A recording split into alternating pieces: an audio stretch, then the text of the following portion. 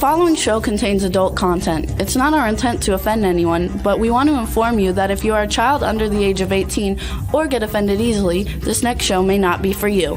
The content, opinions, and subject matter of these shows are solely the choice of your show hosts and their guests, and not those of the Entertainment Network or any affiliated stations.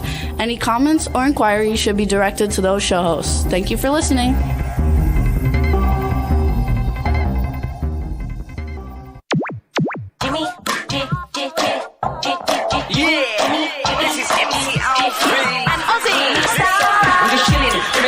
Sitting down and designing, where every man in my thinking, what are we gonna be wearing? Yo, I'm a Liverpool MC, you can't test me. Big up the girls inside the party, let's get down to crazy Jimmy. Big up myself and known as Alfie, the one and only, the Turkish MC. Always love the clothes of Jimmy. Bitch, I'm your one I wanna be, Jimmy Star, new celebrity. We'll take you out to Jimmy Stars. He'll dress Hey ho ho, what's up everybody? Welcome to the Jimmy Star Show with Ron Russell, bringing you the good times in music, fashion, pop culture, and entertainment. We hope everybody is in a good place today. We're going to have a super fun show, you guys. And before we get started and tell you about it and say hi to everybody in the chat room, let's say hi to our cool, outrageous man about town, Mr. Ron Russell. I can't find my shaver. I didn't shave. Look, I look like a walrus or like Father Time. Beards age you. I don't give a crap what you say. Look how old I look with this beard. All white. I mean, it's horrible. So You look great. no, my personality changes. Yeah, right. Now I feel like, Father Time. Old, sophisticated, quiet, demure. Oh, yes, demure. You See? look handsome. I don't. So what's up, everybody? I look good when I was young and I had a black beard. They But say the you look white fine. beard, no, the white beard looks like Santa Claus. Get out of here. Beards for all those like jerky guys out there with beards. Everybody's I got have a a beard. I know you have a beard. Everybody has a beard. It's so played out. Every guy I look at has a beard. I mean, come on, guys. They say we look gorgeous. Yeah, right. And I like my beard. But yeah, well, I like I your look beard good too in because bed. I don't care if you look old. You're supposed to look old, Yeah. but I'm supposed to look young. I love it. Anyway, what's up, chat room? We have a lot of people in the chat room. Actually, they like your beard. Yeah, well, they can have it. I'll when I cut it, I'll put it in an envelope and mail it to them. We want to say hi to B. Claudia and hope you're B. okay. Claudia, They're having what's- flooding in Germany, and the floods are all over like feet high, and so she's stay safe, B. My daughter Leslie said that next year, she read somewhere or somebody told her next year the United States is going to have the most rain it's ever had because of some El Nino or El one of those people. Anyway, we need the rain here in the desert, but the only problem is the desert absorbs X amount of footage. Maybe it absorbs 2 feet of water and then it doesn't absorb any more. So Palm Springs floods very easily because the water coming down from the mountains goes down the wash, but the streets become a wash also. So the mountain water goes in the streets. We'll worry about it later. Well, it's going to be a very floody winter time, but my plants need it because it's been 123 here and all those stupid numbers, and my plants just couldn't deal with it. She said that we can see the pics on Facebook. It's like feet of rain. Oh yeah, I can imagine. So we hope you're stay safe, and we have a whole bunch of people in here to say hi to. Flash flooding. Teresa Saban is here from Florida, and Dawn Hinton is here. She's from Burbank, I think. Backpack John is here. Angela Joseph is here. Eileen Shapiro is here. Woo! Lady Lake is here. I know there's other people, but they're not writing in there fast enough, so I can't mention them. So I can only mention them when I see it because I can't go back. But anybody, we want to thank you guys. I think Alexi Angelini is in there, and I don't know if artist Miss Kim is there yet. But you guys, we have a super fun show. We have 2 guests coming on today. First, we have Oscar nominee Randy Edelman, one of the biggest composers of film in the world. He's composed the soundtracks for like amazing things, including Last of the Mohicans, of which he got nominated for an Academy Award. And he's also written songs for some of the biggest people ever. And then we have Jeff Dwoskin, a comedian, podcast host. Ron and I have been on his show, and we had a good time. And so we like having him come on to like kind of cross promote each other. He's a really cool guy. And so I think it'll all be fun. Oh, and artist Miss Kim just showed up. Yay. So we had a great time, you guys, this last week. Last week, after we left the show, we immediately rushed to get to LA to see the screening of Pretty Boy, the film written by Joe Netter, directed by Marcel Walsh, and starring Sarah French and a bunch of other cool people that have been on our show. Devaney Pinn is in it, a bunch of other cool people, and we had a great time. Did you have fun? I'm not speaking because I feel like an old man. Yeah. So I'm going to act like an old man and just sit here and do. Yeah, that's right. Oh, Oh, Jimmy's there too. What's up, Jimmy? Jimmy, I who? forgot. Jimmy. Jimmy's from Jimmy's Universe. Oh, He always in there. He Anyway- used to be called Aquarius anyway, View. we had a lovely time And Boomer. with all our friends at the movie. The movie is a slasher movie, but then it changes and turns around and has a story. I am not a fan of slasher movies. I will not hide that fact. I'm in them. I don't like them. And I really don't accept a script where I get bloody and killed because I don't want to see myself that way. And I don't think I need that as an actor. As an actor, I like to act. Just being in a scene where they slash me with no dialogue, I leave that for others that enjoy that. Anyway, Pretty Boy is worth seeing, but you must see Blind first. After seeing Blind, you'll get what Pretty Boy is all about. You know, when you write something as terrific as Blind, which is really a classic piece of writing, it's very hard with number two to compete. Some people think it's better. Some people think it's equal. Some people think it's less. It's a matter of taste. But I always felt that one is an original, two is a copy. And copies don't necessarily stand up as well as originals do. But for you slasher freaks out there, this is the movie you want to see. Plenty of ahs and oohs and oh my God, look at that. I didn't look. I looked down at the floor whenever they start chopping, cutting, blowing up, sticking, stabbing. Ugh, I can't deal with that crap. Anyway, I would suggest you go see Pretty Boy. It's a fine film. It's a good film. But please see Blind first. Now about our house. I've been designing our house on Facebook, and I love the idea that all my Facebook friends now are really close with me because they're giving me their opinions on what we should do with the wall over the fireplace. I've done it in a couple of different looks, and nobody likes any of it, neither do I.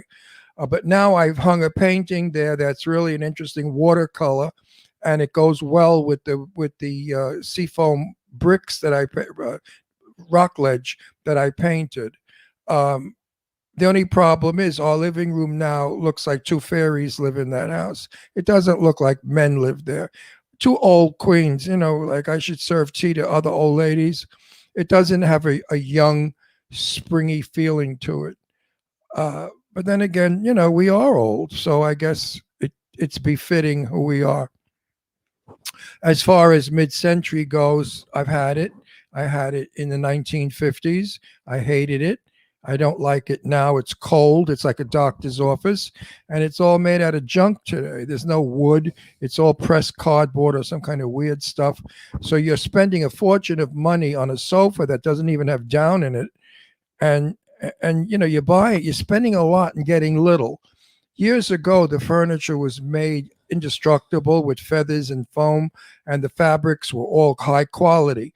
Today, if you go to Bloomingdale's showroom, everything is gray, black, beige, and the fabrics stink.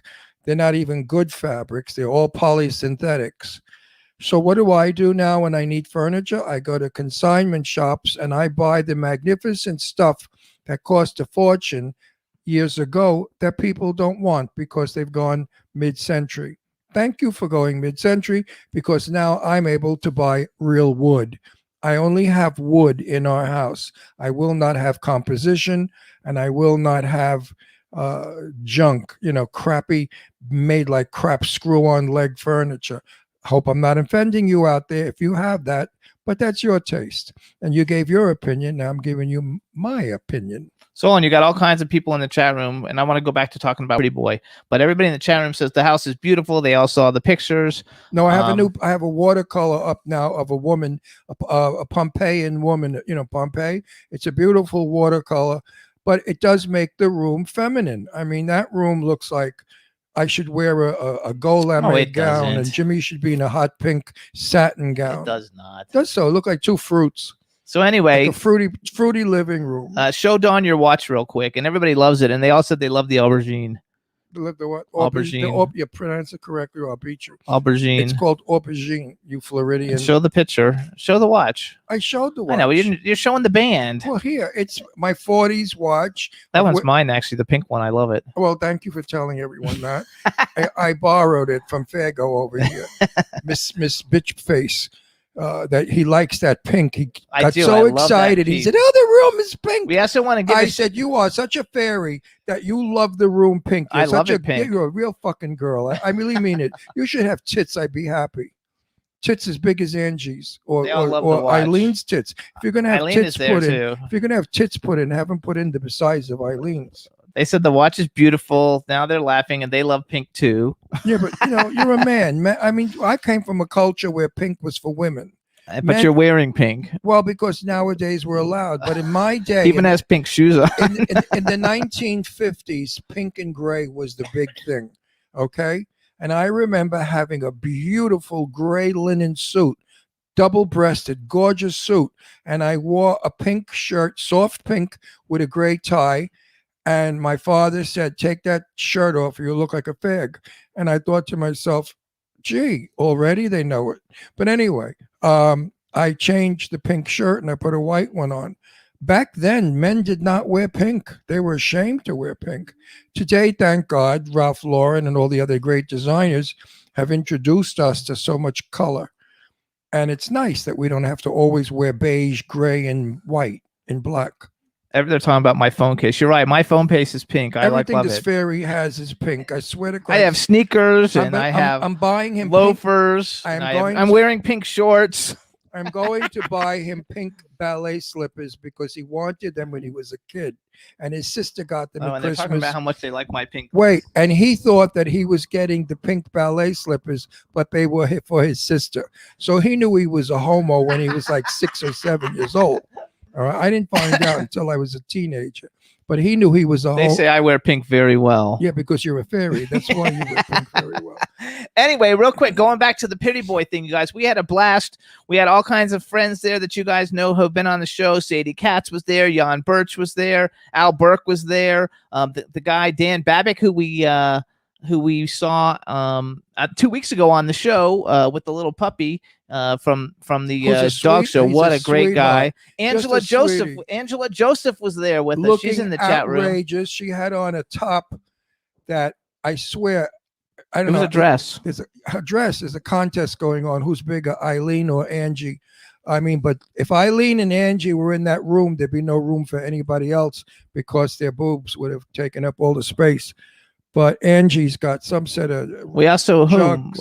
we met everybody from the cast. Robert Russell was there. everybody. We had a Um, ball. Then we went to the after party, which was in the studio where they shot. And that reminded me of parties I used to go to 1,000 years Wolfpack ago. Studios. Well, years ago, I used to go to Warner Brothers a lot, and we would go to parties on the, I think it was 10, was it number 10? I think we used to go to, was it 10? Anyway, it was one of the numbers on the lot where they would show the movie, clips of it, and then the after party. And that's where you saw, Clark Gable and all those big stars. So we also want to give a quick shout out to Boomer. Boomer Mays, what's up? Today's his birthday. So happy birthday, Boomer. Thanks for checking us out and coming in the show every week. And we want to wish you the best birthday ever. Happy birthday, Boomer. And B. Claudia is saying she can't wait for today's guest. He's a legend. So there you go. There So you we're going to go. bring our legend on right now. Go ahead. Let's bring him in. Hey! Oh, Well, for once the guest got in, I'm in. Yay. Baby. I'm in a big way. Right in there. Look at that. because we've been having a little bit of bad luck in these last couple of weeks. The people that we've invited on, they don't know how to get in, and they never had somebody around to help them. So we were screwed. We didn't have a guest, and we'd have to improvise. Well, you were almost screwed today, but because you have a legend, you're in.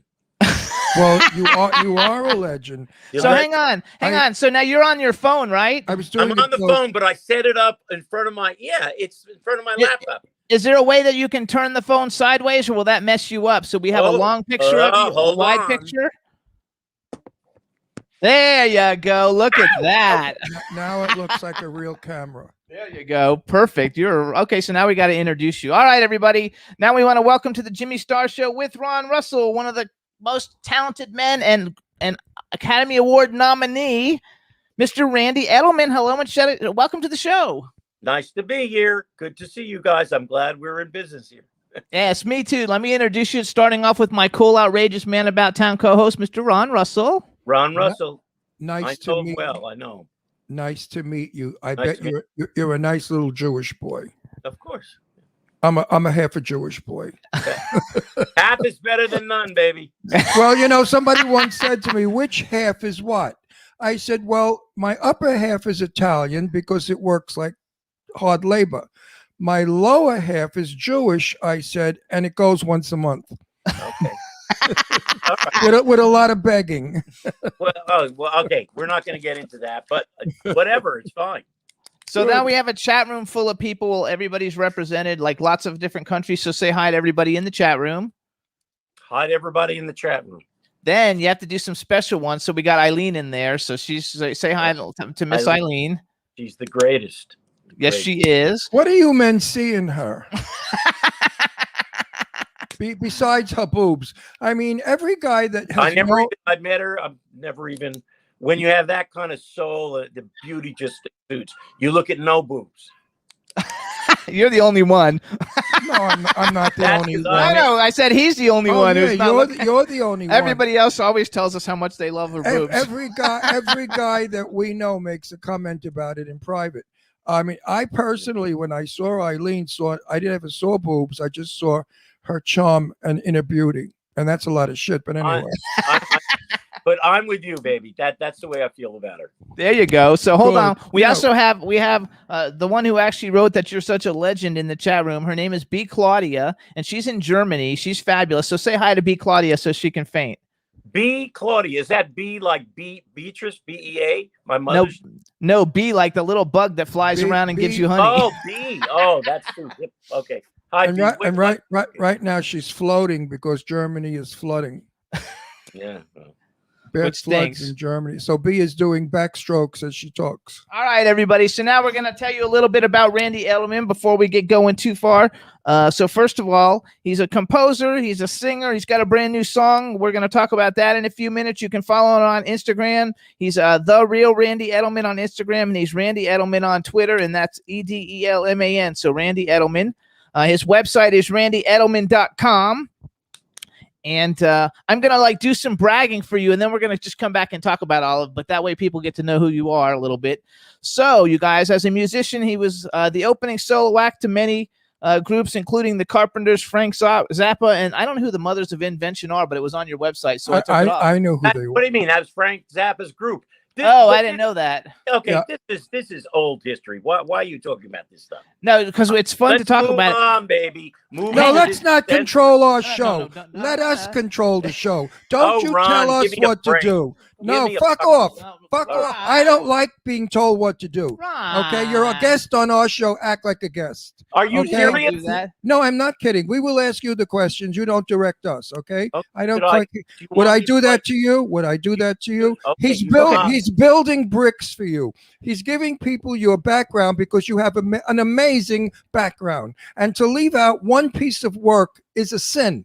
So please let him continue building who you are. And I you want are him a to build great up- composer. And then we're going to do the current stuff too, Randy. You have 10, 11 hours in. Okay, go ahead. No, No, you're going to be on for a while. no, we're going to get it perfect. Listen. We are a conversation show. We are not an interview show. We pal out with our guests and we talk back and forth and we have fun and we lighten up and then we go into serious stuff. That's exactly That- why that's- we were having a conversation. I But only give you that's why we have over 4.5 million people that watch us every year from all over the world. And 3 years in a row, we've been voted the #1 podcast talk show. So now you know who we are. Let's hear who you are. Go, Jimmy. Go. All right, so here we go, you guys. First of all, I wanted to bring up the thing with the Carpenters because you know that song, which I know it's not the song you did, but you know that song, that little kid song, Sing a Song with Yeah. the kids. I'm one of the little kids. Really? Yeah, I Yeah. performed with them a bunch when I was little. Yeah, that's when I met them about that time. Yeah. I was like really little, but it was like a lot of fun. So anyway, you guys, he's got songs recorded by. This is just some of the stuff, you guys, because like he said, we'd be talking for hours. He's recorded songs by Barry Manilow has recorded his music. Patti LaBelle, Woo! Patti LaBelle, that's a biggie. Olivia Newton-John, Maureen McGovern, The Carpenters, The Fifth Dimension, Blood, Sweat, and Tears, Cool and the Gang, Bing Crosby, That's Yo! another biggie. Nelly, and Rosemary Clooney. Biggie for my day. He's also appeared on Top of the Pops, which for me was like a really big deal. He's done concerts at the London Palladium and the Drury Theaters. He's toured through Europe, Japan, and Australia.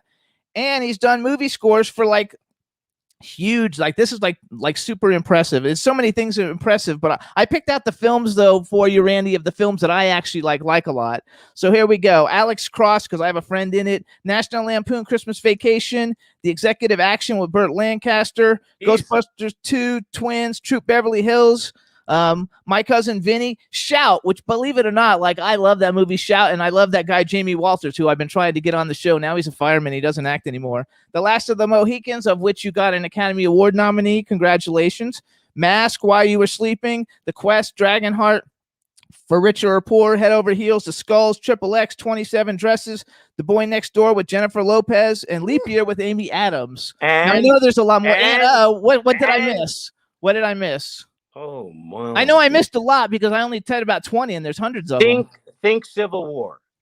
Gettysburg. There you go. There's what.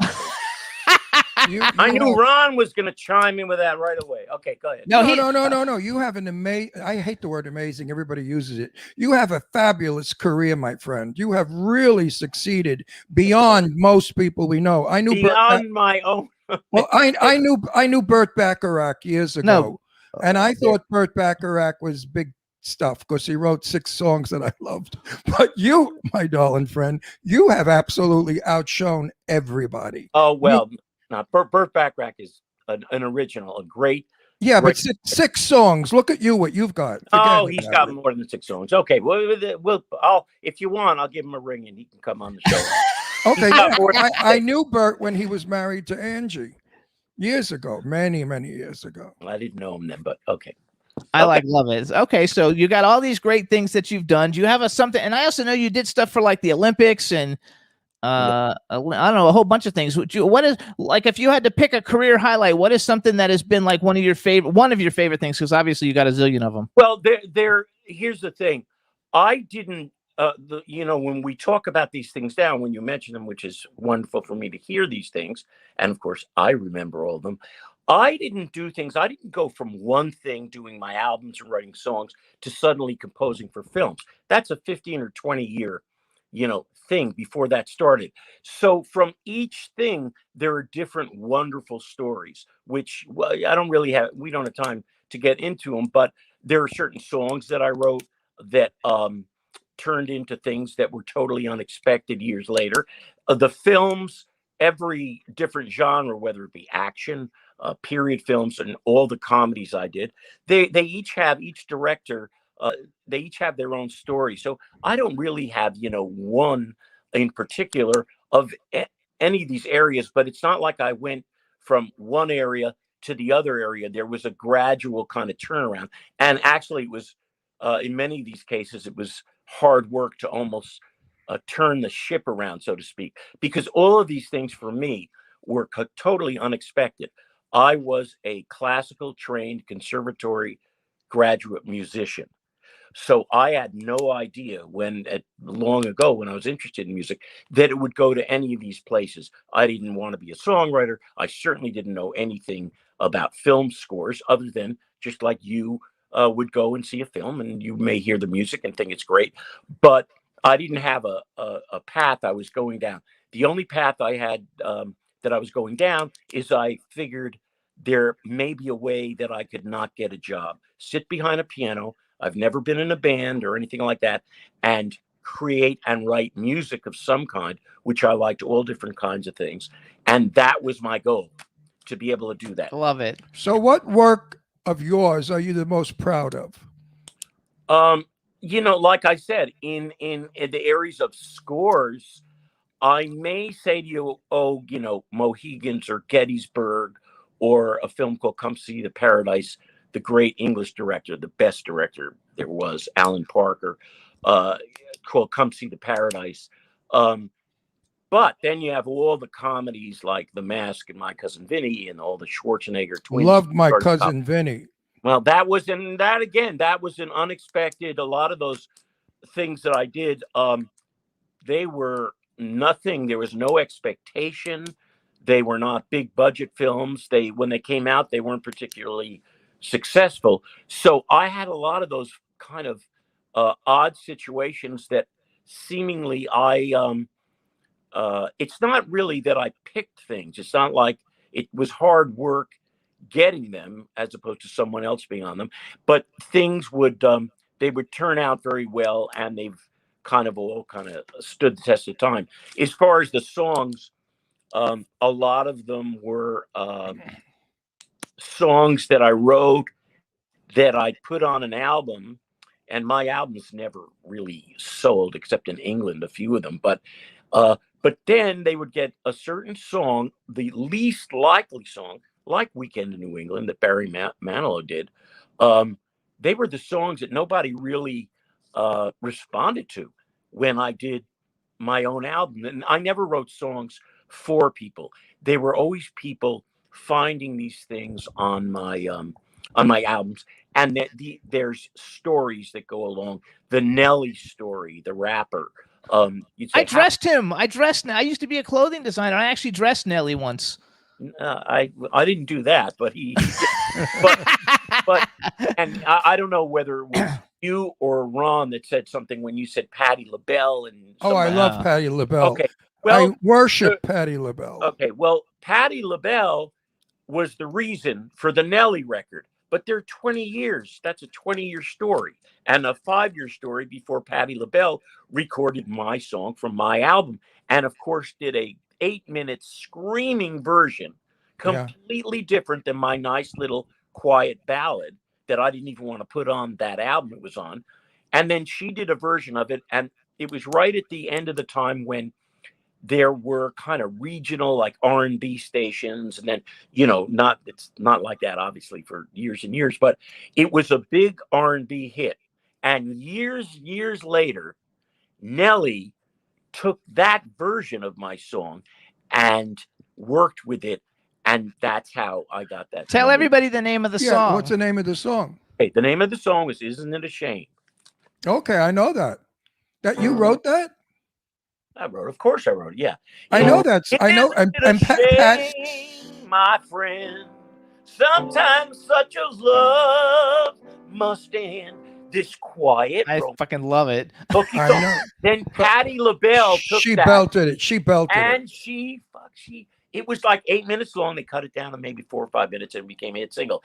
And then years later, the 8-minute screaming version is the one, too long a story, that Nelly picked up.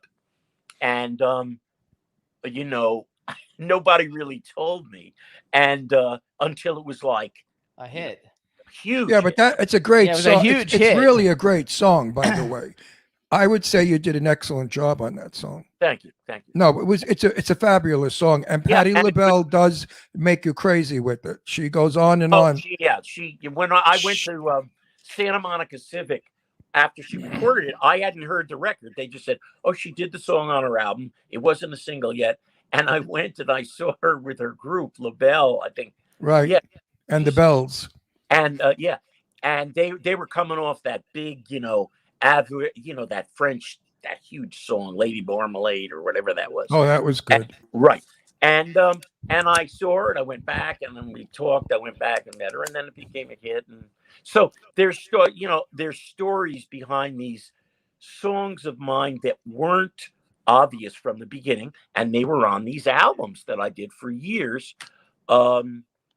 And so a lot of those things weren't like I wrote the song, I recorded it, and everybody said that's a hit or that's it.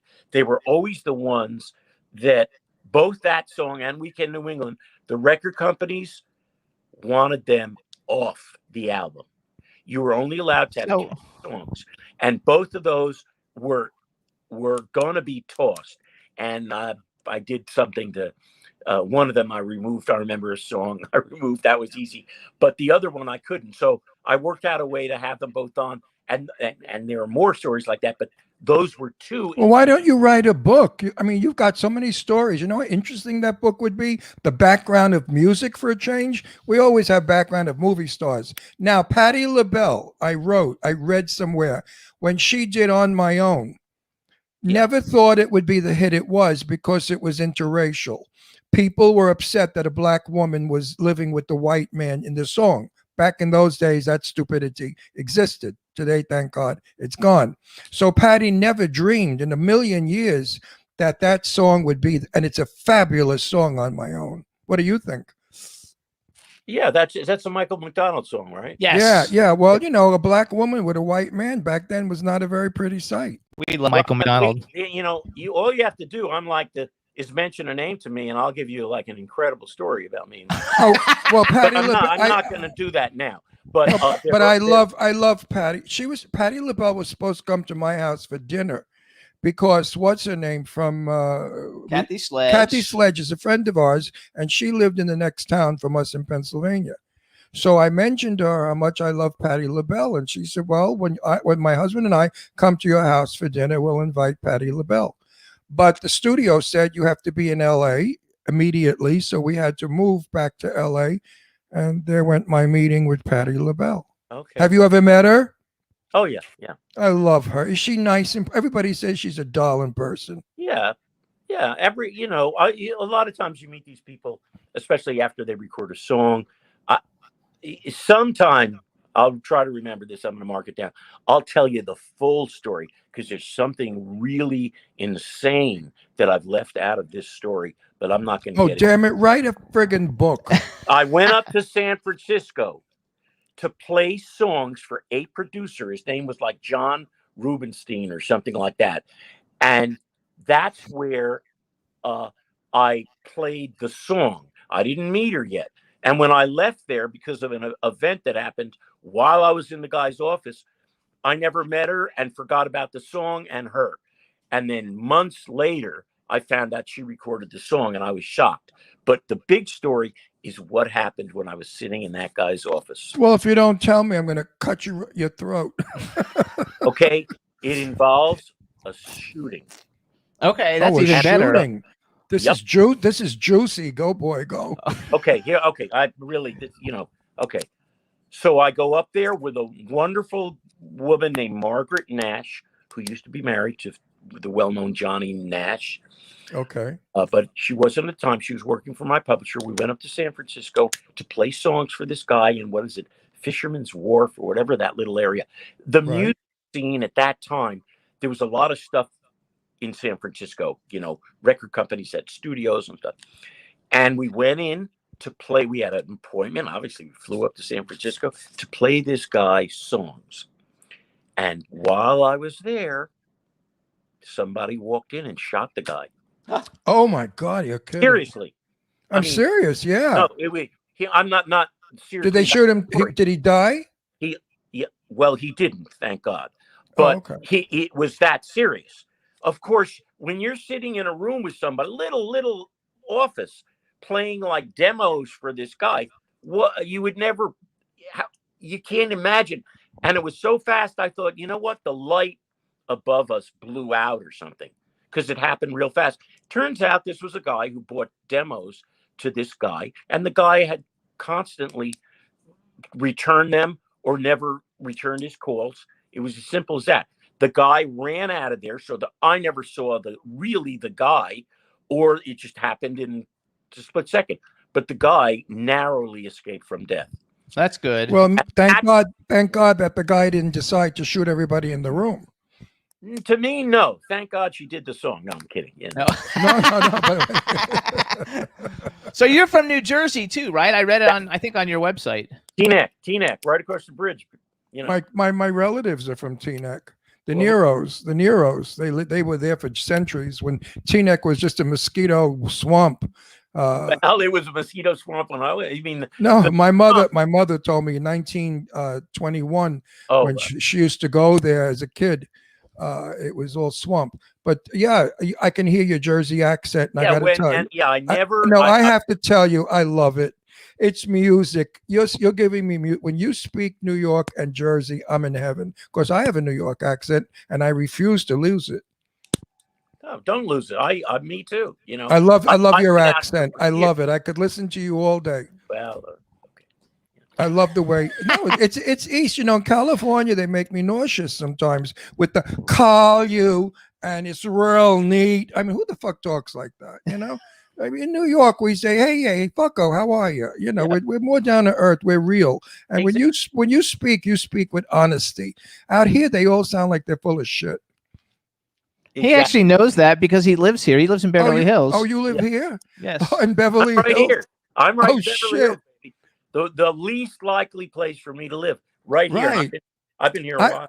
I lived in Beverly Hills. I lived on Spalding, right opposite the high school, diagonal to the Beverly Hills High, and I had I was in the flats, and I had the nicest neighbors, all New York Jews. So I was in my glory. I was in my element. Where I live, I've been in this for 25 years. I'm in the flats between Sunset and Santa Monica. I've never met no one speaks, people walk their dogs or somebody. No.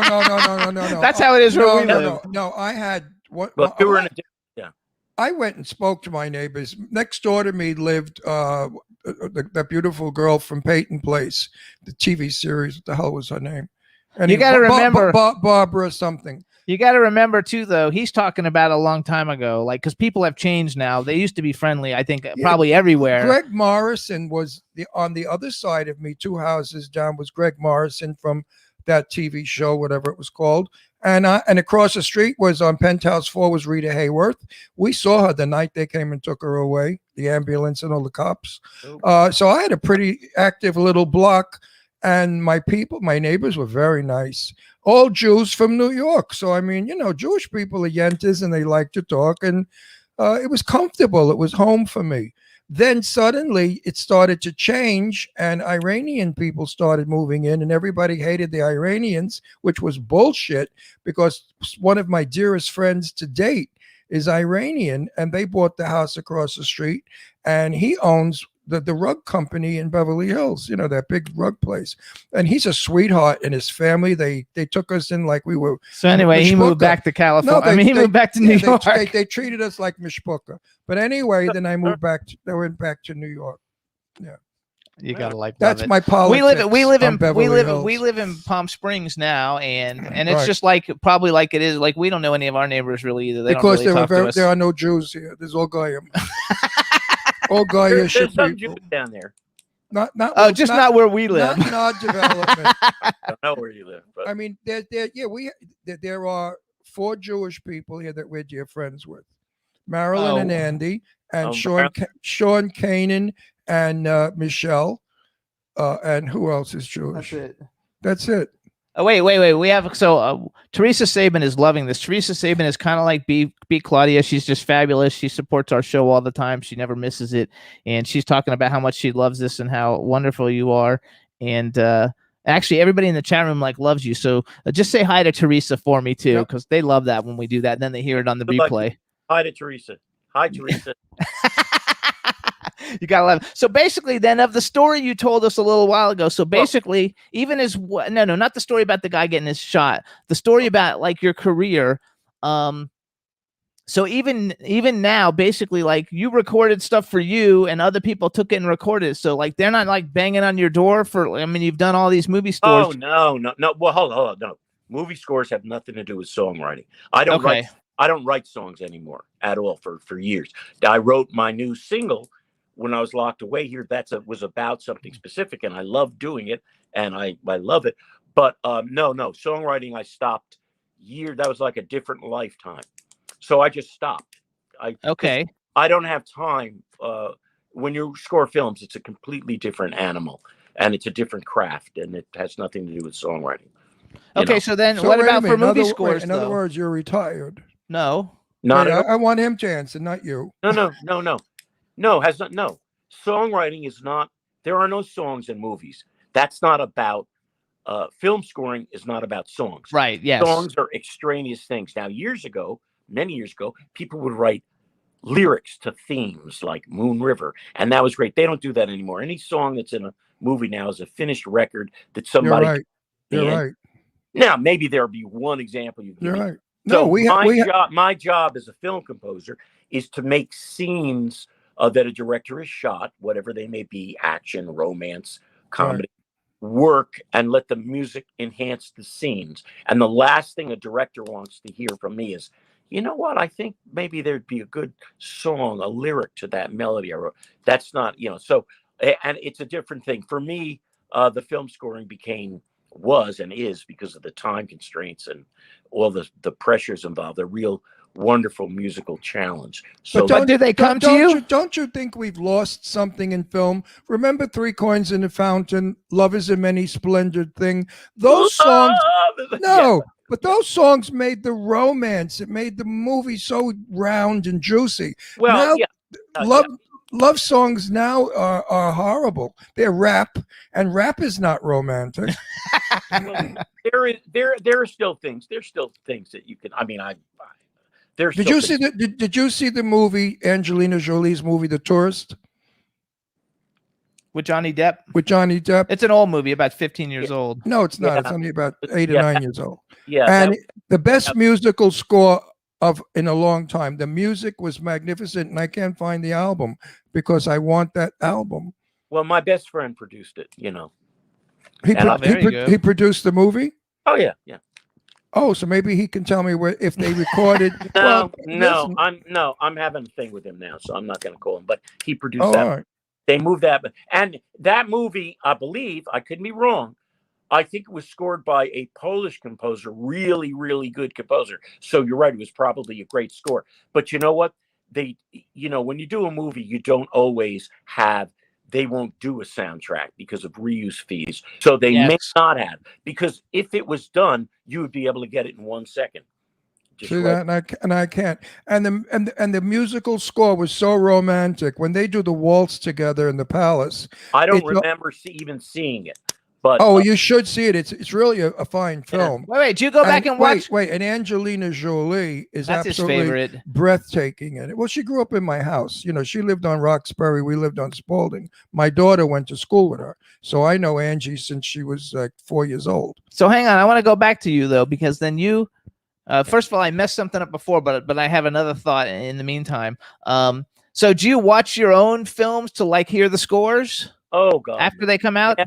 No, never. I do That's so the funny. score. You work on these scores for how long they give you. It could be 2 weeks or 2 months. So you have as long as whatever the story is of how you came to it, you have a certain amount of time. And you work night and day. You basically, no matter what it is, and it doesn't matter, by the way, if the film is good or bad, it's the same thing. And you can do a great job no matter what the film, the level of the production of the film is. It's still whatever it is hard work, and you go 24/7 every day of the week. And after that, unfortunately, it's not what you do. You do what you do. There's a lot of things that go on while you're writing. It's not like they give you the film and you're locked in a room and they say, we'll see you in 2 weeks. No, there's a director, producers, a studio. They come over every day when you should be looking at the picture, concentrating, trying to create the best music you can.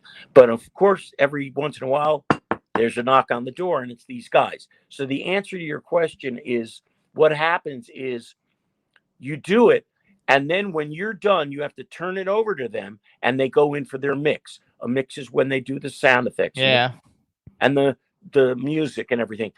And the composer, and that's when they screw up the score. Because they decide, you already decided and spotted, it's called spotting music, which each cue, where it comes in and where it goes out, okay? And maybe each film has, let's say, at least an hour of music. That's a lot of music, 50, 60 cues. So you do that, and then they take it, and they may decide when they go into their mix, you know what, let's start a little later. Or you know what, that music doesn't work. Gone. This is what happens. So what happens is when your question, I think, was, do I watch it? After I turn it over to them, I go on to the next thing. I don't watch them. So what's your I back? may- like now, for instance, recently, thank God, I have lots of stuff on. It's on all day and night in every country in the world. Okay. I have lots of movies on.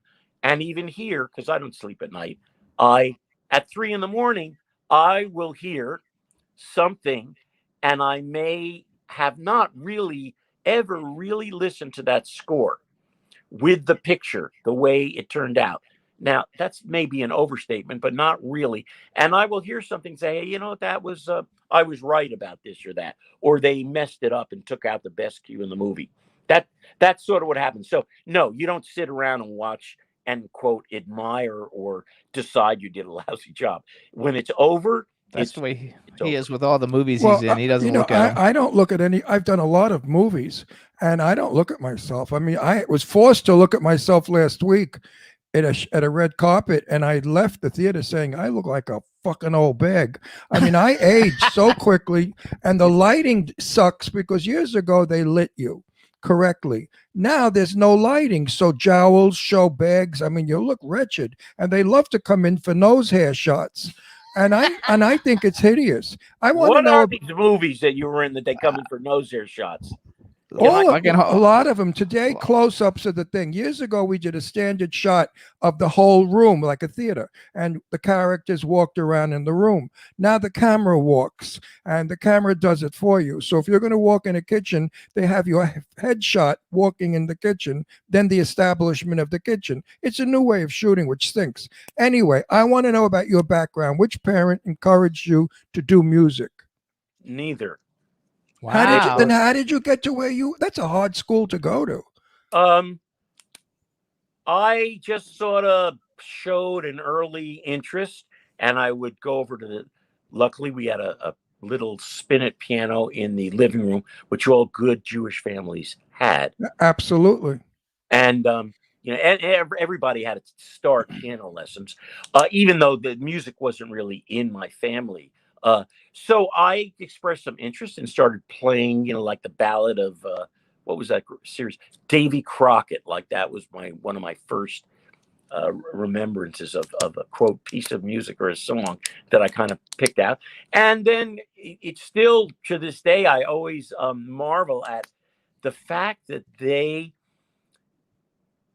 got me piano lessons and I stuck to it and they went along with it. It wasn't that they didn't like music, but they had no background in it, let alone thinking that I was going to somehow they So could. they were just Hamisher people. Oh, yeah.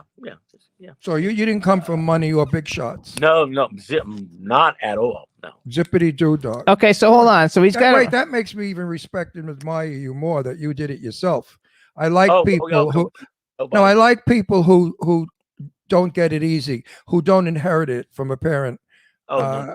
You did it the hard way, and I give you my utmost respect. But that way, Ron, when you go out with no net and you land on your feet, that makes it that much more rewarding. Everybody that I'm friends with is a self-made success, and they all did it the hard way. I don't respect people who, like some movie stars, have their children, their daughter, then their granddaughter, then their great-granddaughter in film. That's Nepotism. Nepotism. That's an easy way in.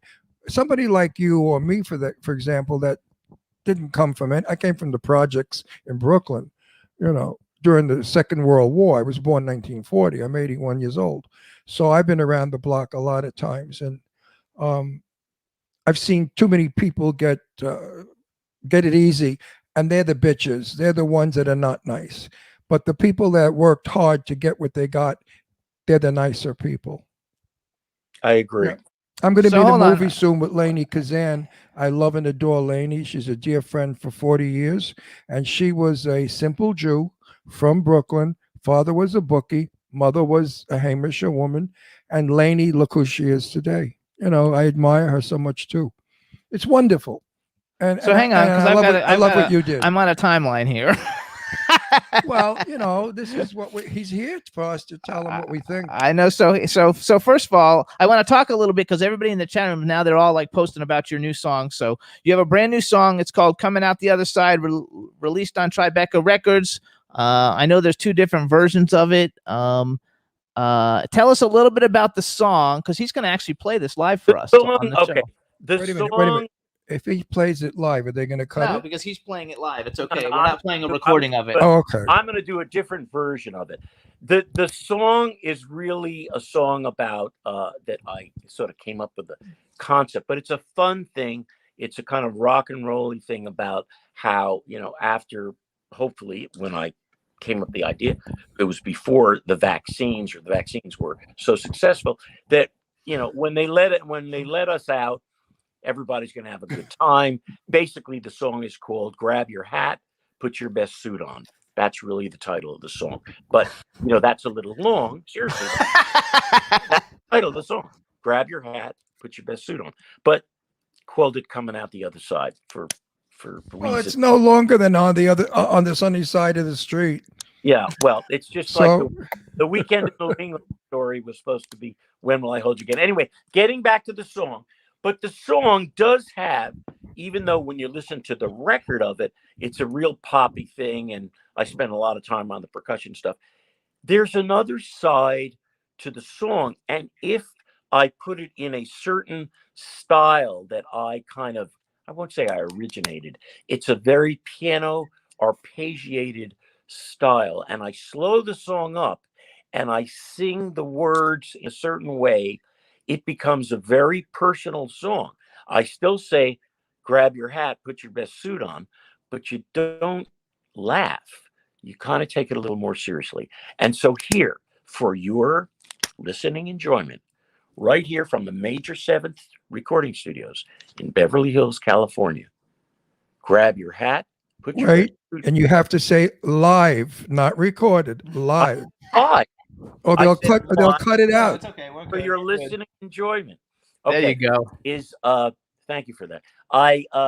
Is "Coming Out the Other Side" unplugged. Thank you. Good. That's what we need. All right. No, let's bring it down now. Here we go.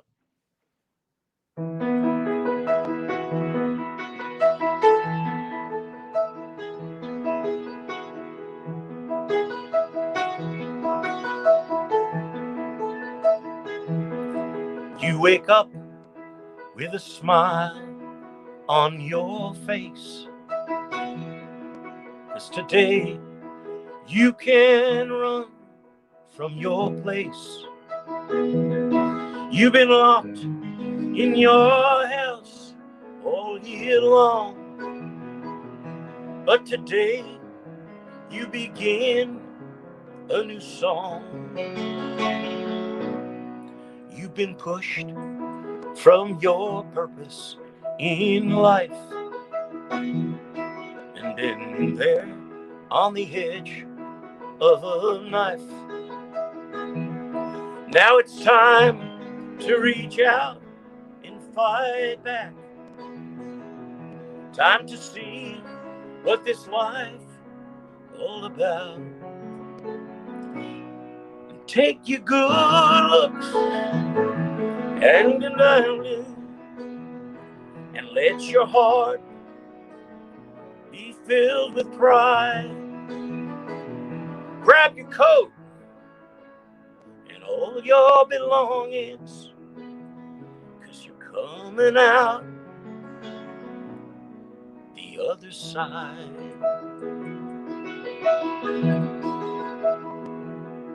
There's a new kind of spring in your step, and a fresh attitude. You've got pep,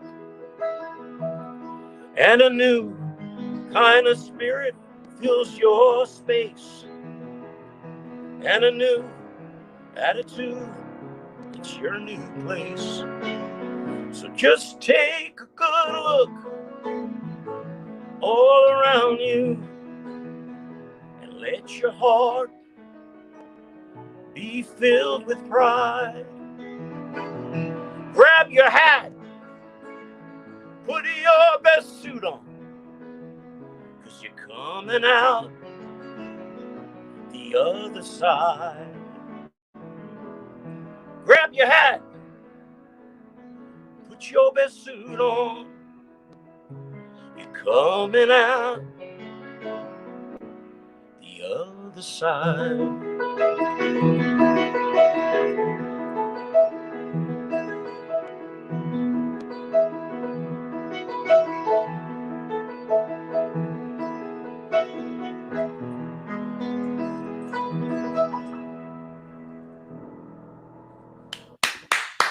Yo, great lyric, great lyrics, very inspirational, and yes, indeed.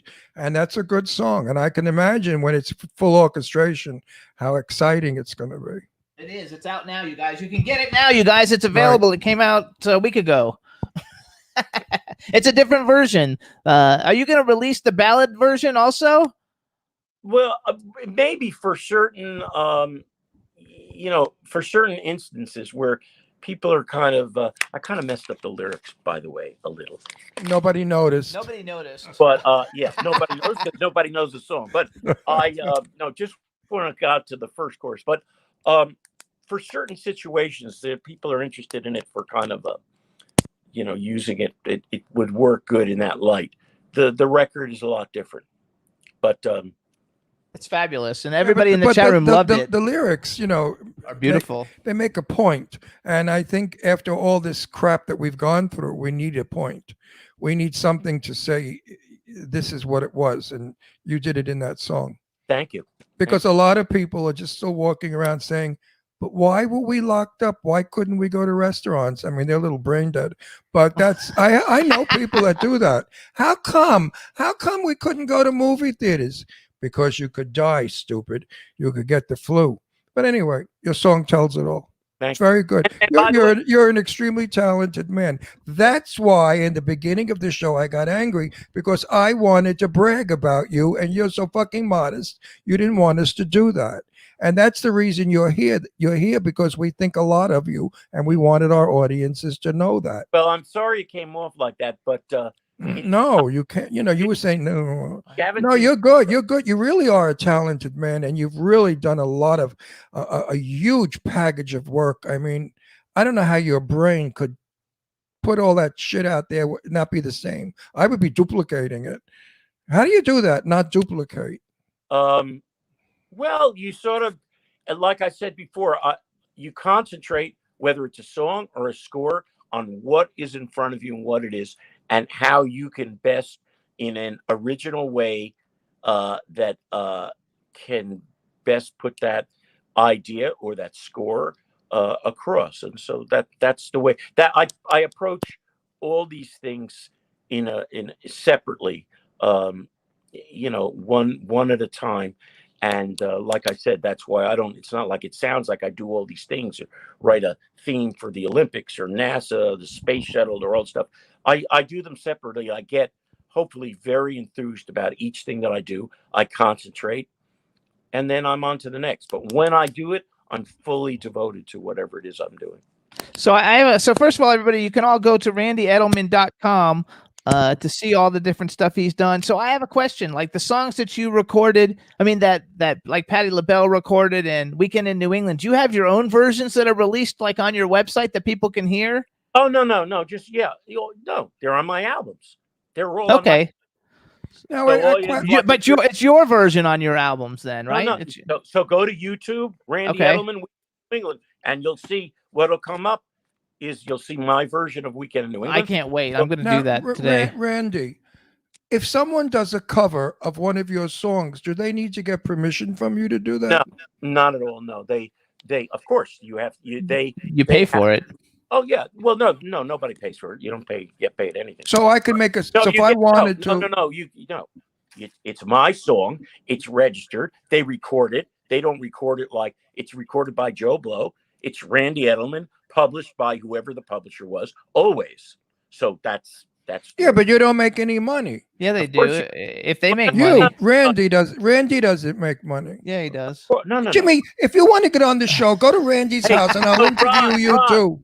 Ron, no, that you're way off base. Of That's course what I need to know. No, they don't pay you up front. You get royalties when the song gets played. Okay, by so if I, Patti LaBelle, it's so if always, I, Patti LaBelle doesn't get any money. The writer does. I get paid. oh, good. Patti LaBelle gets paid from sales of the actual record she made or when she does an appearance. But yeah, it's same thing with movies. When a movie is shown on television or any place, the composer gets paid. But movies different because you get paid to do the quote. Okay, we have many friends who have big rock groups who have recorded music in the 70s and the 80s, and Yeah. they all got robbed. Our very good friend Joya from Expose made millions of dollars, and she only wound up with 500. No, she didn't make any money. You don't talk $500. numbers because you don't know what you're talking Anyway, about. that doesn't happen with you, but with them, they Well, all no, got robbed. those are, you know what? Yeah, those are usually odd cases. All you have to do when you write a song, it's owned by you. You register it. If you don't, then nobody can steal it from you. Now, in the older days, yeah, you have all these examples of record labels or companies that took songs and gave them the writers, $100 or something. Those are odd cases. Not that it didn't happen a lot in the early days, but basically it's pretty easy to protect yourself. And then if it doesn't get logged and recorded, then you have legal. So all the music that you have written over the years, if it's used, you still get paid. You always get paid from the first. So you're very rich. I mean, what are we talking about here? Millions. You're worth millions, you son of a bitch. I mean, come on. No, All right, wait, are you married? Yes. Oh, because if you weren't, I got a nice girl for you. No. But seriously, that aspect of this was my thing was always the music. I mean that sincerely. And whether if I want to do a movie for nothing, which I've done many times, I'll do it because I want to do it. It has nothing to do with how much. Oh, good. Then you can write the music for the movie I've written with Lainey Kazan. Yeah, but I don't want to do that movie. I only do ones that I want. No, but I'll send you the script. When you read the script, you'll love Lainey it. Kazan, I can tell you right now. See, I'm very. When I do something, I put 100%, but I have to be into it from the get-go. Well, So- the storyline is. I don't wanna tell him I the already storyline. told you. I already stopped you, Ron. No, wait, but I'm pushy. Listen, I'm Jewish. I'm pushy. Hold on. Somehow clever. somehow the thing went off. Yeah. No, really. It just said what no, I swear to God, What the fuck? it went done. Oh, there you are. Okay, all right. Okay. I didn't do that. No, it's about a Jew. No. Wait, shut It's up, about Jimmy. a thing. No, No, okay. just one Wait, more we gotta minute. go because we only got 2 minutes left. Here. Oh, I was pushing my movie, Jimmy. I You're never know. going to get anywhere in this world if you don't push. That's okay. He's not one I want to push. Jimmy's not Jewish, so he don't know the word push. Right. When you're raised Jewish, the first thing they tell you is gelt and push. Learn those two words, you'll go far in the world. Well, Right? Gelt is like money. Gelt is money, yeah, and push is what Jewish people live by the word push. Your mother's a pushy. Jews are very pushy people. So you guys, let's go back. Hold on. So this is Randy Edelman. First of all, he's not super active in social media, but he's working on it. You can follow him on Instagram. It's The Real Randy Edelman. And his Twitter is Randy Edelman. It's RANDYEDELMAN.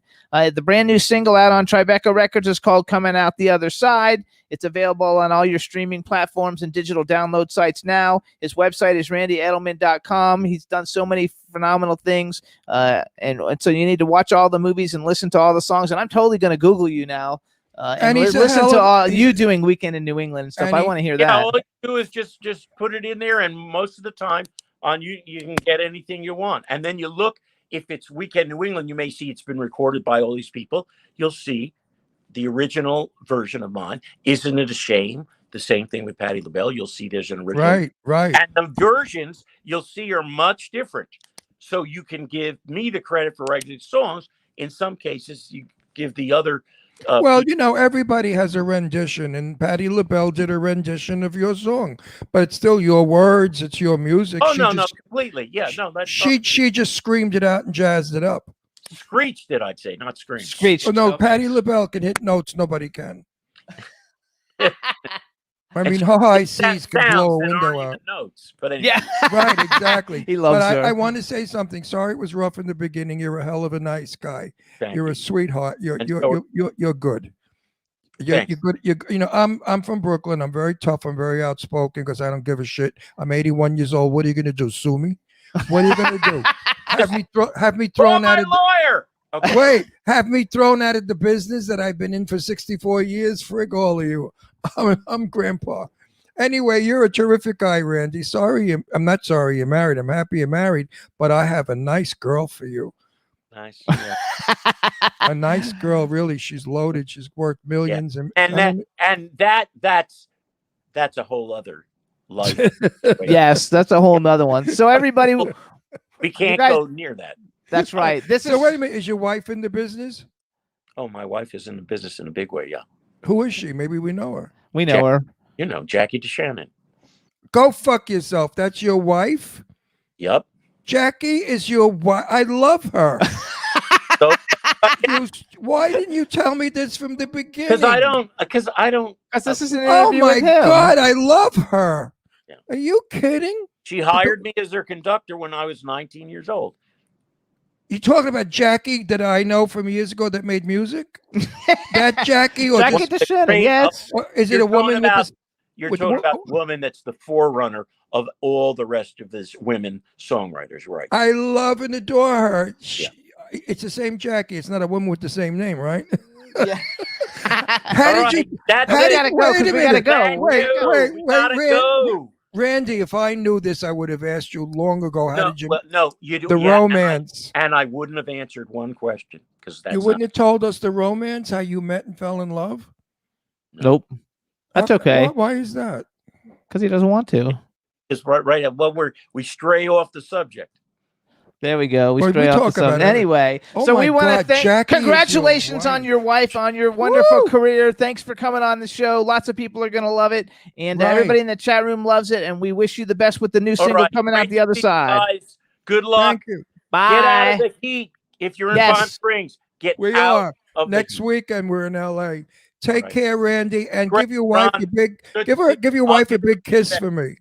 Thanks. I love Bye. her. Bye. All right, now. everybody. So that was Imagine Randy he's Edelman. married to Jackie. Holy shit. You can hear the show, you guys, on iHeartRadio, Apple Podcasts, iTunes, Spotify, Amazon Music, YouTube, Google Podcasts, Radio Public, TuneIn, Pandora, and SoundCloud. Now, Um, how come, Mary, that you knew who she was and you didn't Because I know mention that it? he won't talk about her. So Why won't he talk Because about that's not it? because he's not coming on to talk about his wife. He's coming on to talk about himself. No, when a guest comes on, they talk about whatever we ask them. If they don't want to be cooperative, then we never have them back.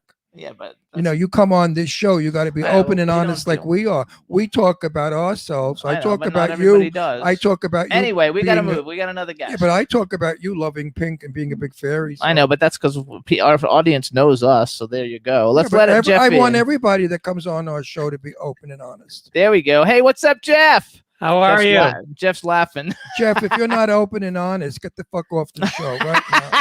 I know you won't have me back, so let's. I wouldn't have you now. I'll cut you right now and I'll put on cartoons. Yeah. Hey, everybody. Now we want to welcome. Donald Duck. Now we want to welcome to the Jimmy Star Show with Ron Russell, comedian, podcast host, super cool guy, Jeff Dwoskin. Hello and welcome to the show. Hey, how are you? Hey, Good. Jeff. How are you? Nice to see you guys. Nice to see you again. Actually, in the chat room, they're saying run. Run? No. No, Oh, that's man. hilarious. sometimes you got to tell a guest where it's at, because a lot of times they want to run the show and it doesn't work that way. When like you're a guest, you listen to what we say because it's our show. That's proper. And that's what pisses me off because I walked off the show once because we had one bitchy woman on that wouldn't stop. She was telling us what to say, what not to do, what not to talk about. And I thought, what is this, like a concentration camp with this broad? She's like a mafia. So I Yeah, was but he wasn't like that. No, he wasn't. But look, you're a talk show host. You know what I'm talking about. We lead them where we want them to go to make the show good. Why do you think our show is such a great success, better than yours or anybody else's show?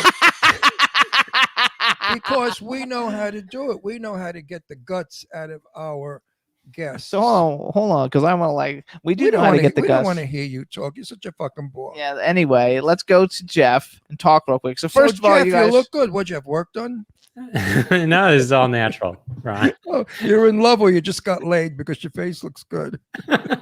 you gotta love it. You look at him, he's got those teeth. I want to knock him right out. Yeah, he has great. You have great Look teeth. at those. Are those teeth yours? Yes, Look at, you got gorgeous teeth. Yeah, You're a he has good looking great guy. teeth. You married?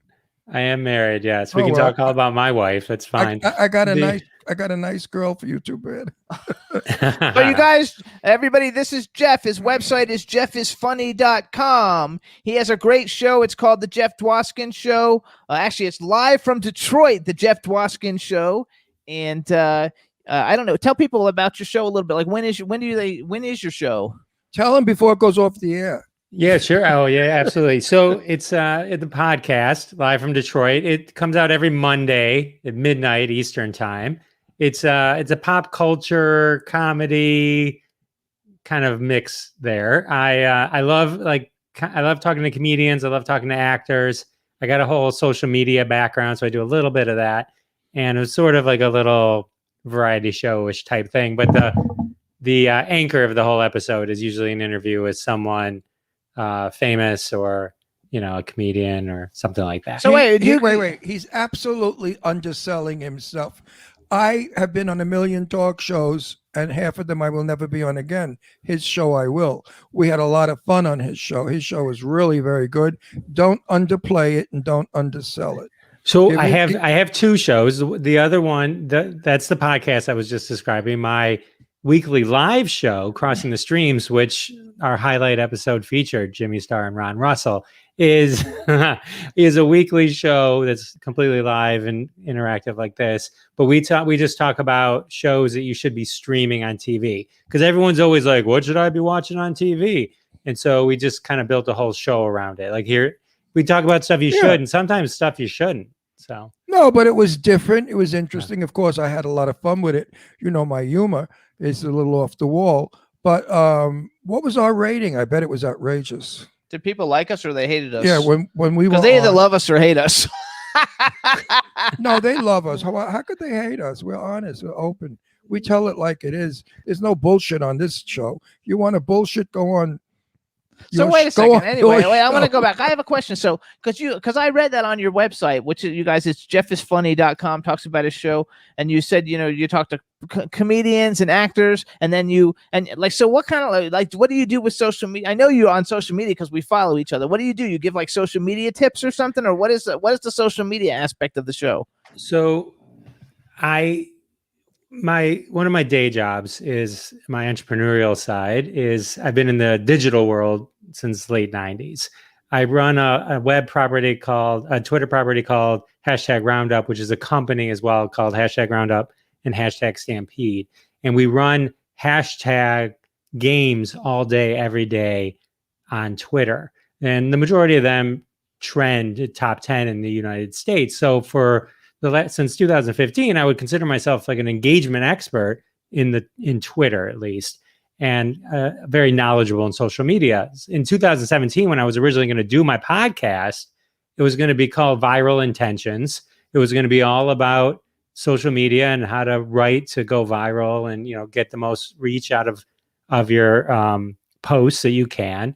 And I was just lazy and I didn't do it and I blew it off. And when the pandemic hit, I had extra time on my hand. I pulled everything out of the box, the boards and all the wires. And I realized, it's the pandemic. People are dying. I can't start a podcast called Viral Intentions. So, so I ended up just renaming it The Jeff Dwoskin Show. Went more kind of variety show-ish, just to kind of balance because I also hadn't done comedy. I'm a stand-up comedian. So I hadn't done, comedy was coming to a close and because of the pandemic and all those opportunities were gone. So this became my creative outlet. Did you do the hashtag games for Michael Damian's movie, the first one? what was it called? First of all, I don't know what the fuck you're all talking Okay, well, about. hang on. Well, I Wait, know. what's a hashtag? He can't explain all that now. Everybody else will know what it is. What was it called? High strung, because he used to do those, and he would Yeah, always the be dance training. movie. Yeah. Yeah, we did. I think a couple of them. Yeah, that was Yeah. us. We did that. with Yeah, him. I thought I didn't know if that was you or not, but I know they did that because they always asked me to help like retweet it all when it was going on because Yeah, he's a really good absolutely. friend That of was ours. that was us. That was a That long was time very ago, cool. but yeah, but Yeah, they were. That was that's a cool. long time ago, yes, but that's the only one I can like think of that I've actually participated in was his. So I think it's super fun and you gotta like enjoy it. What's a hashtag? A hashtag is the thing that looks like a number sign that you put on thing. He doesn't do social media except for Facebook, and you don't use hashtags on Facebook really. Gotcha. It's a hashtag. It's a thing that helps like get things noticed. I don't know how do you explain Right. a In other hashtag? words, if I want to highlight your name, that's a hashtag. No, In other words, if I want you to see what I just wrote, no, that's a tag. oh, all right, whatever. There you go. That's a hashtag. Okay, I've seen them, but I've never. Oh, used, look how good he I've did never that. used them. I love it. I think that's hilarious. Okay.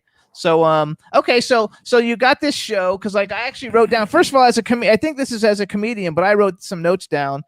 You work with some great comedians, Tim Allen, Kathleen Madigan, Lisa Lampanelli, Gilbert Gottfried, Kevin Pollak, and Jackie Martlin. I know there's a bunch more, but those are the ones I know. So I figured if I know them, other people will know them.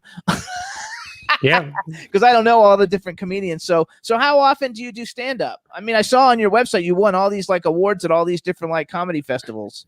I used to do it a lot. I mean, I used to do it in Michigan. We were fortunate when I started out doing comedy. There was a lot of clubs. Over the years, many have actually closed down, and there's not as many in the area that you can do comedy at. But I would like if I wasn't working a weekend, which was Thursday to Saturday, I'd be doing open mics usually 3, 4, 5 times a week, especially in the beginning. The more you start to work, you start to maybe do the open mics a little less because you're working all weekend. But yeah, so it was quite a grind. I mean, you have to. It's just like anything. You got to get your hours in. There's no. Well, you would have loved it in my day, because I did stand up for 46 years. I worked supper clubs. There were 1 million of them, and we had 250 to 300 diners in our show, and it was the most exciting. Then it started where there was nothing left anymore and only offering me gay bars, and I wouldn't work in gay bars. So I stopped doing stand-up. And today there's what? The Comedy Store? There's nothing to do stand-up in. We should bring back supper clubs. And it's a wonderful night out. A couple, you go out with a bunch of gang of friends and you get a little high and you laugh your ass off.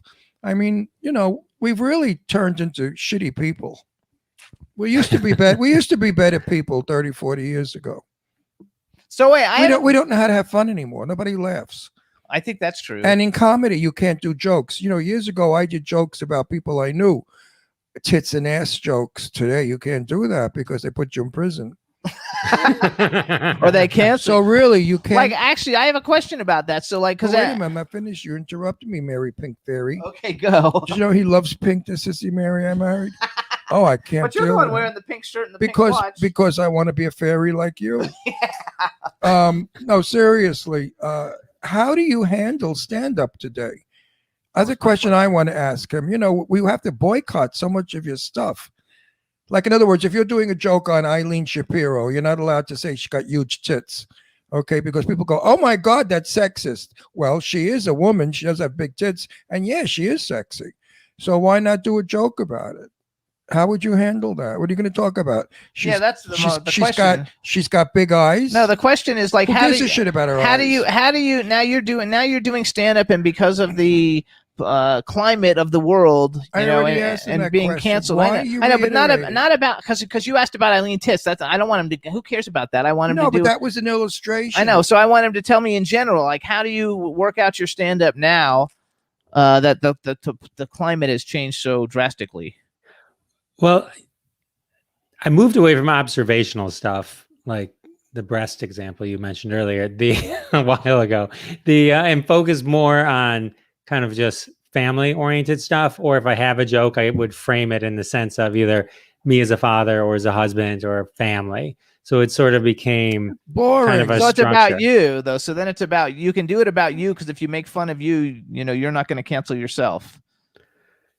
Right. I mean, it's it's my experiences through my lens. I don't think it's boring. I think when you talk about something that anyone could talk about, it's very Yeah, but specifically, wait a then second. you run the risk of other people doing the same jokes. I used to have a joke about a construction worker sign, funny joke, but sometimes people before me had seen the sign and would do a joke before me with the same joke. Oh, yeah, you Or go. not the same But- joke, but the but- same sign. So I'm not going to come out and do the same. Here's another one on that construction worker sign. Jeff, if it's not risque, it's not dangerous or funny. When I worked in drag as Jane Russell, and I'd sing and do jokes. One of the jokes I did was, I will admit my breasts have sagged. This morning I cut my nipple shaving my ankle. Now that was a very dirty joke back 30, 40 years ago. Today it's stupid. But today you couldn't do that. Because it's something wrong with people. Women will not like it because you mentioned nipple. I don't know what the fuck is going on, but people have gotten puritanical. But it cracks me up. They'll do 10 lines of coke. They'll go out. They'll sit on a stool. A guy has his hand up her skirt. He's playing with her snatch, and then he says something about her tits, and she says, "Look up here. Don't stare down." I mean, you know what I mean? It's like it's weird. Guys don't know where to go anymore. That's why guys are jumping on guys nowadays.